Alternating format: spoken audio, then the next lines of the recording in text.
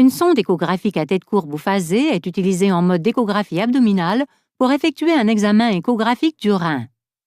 Le rein doit être évalué dans 2 plans.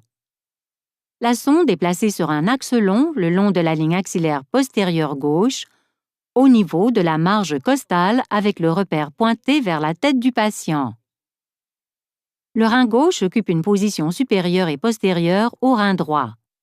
Par conséquent, pour bien le visualiser, il peut s'avérer nécessaire de déplacer la sonde vers le haut, à un niveau intercostal et postérieur à la ligne médio-axillaire.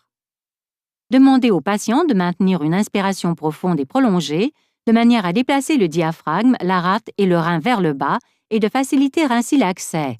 Vous pouvez aussi placer le patient en position de décubitus latéral droit pour éloigner du rein les artefacts obscurcissants liés à l'estomac et l'intestin. Une fois le rein identifié, faites pivoter légèrement la sonde pour tenir compte de l'orientation oblique du rein. Déplacez la sonde d'un mouvement de balayage d'une position antérieure à une position postérieure afin de visualiser le parenchyme rénal qui apparaît échogène lorsqu'il est comparé à la rate. Les pyramides rénales sont de forme triangulaire et sont plus sombres ou hypoéchogènes par rapport au cortex rénal. Le bassinet du rein apparaît comme des échos hyperéchogènes lumineux dans le rein. Pour obtenir une vue selon un axe transversal, faites pivoter la sonde de 90 degrés par rapport à la position de l'axe long. Le rein apparaît comme une structure circulaire en forme de fer à cheval au niveau du bassinet du rein.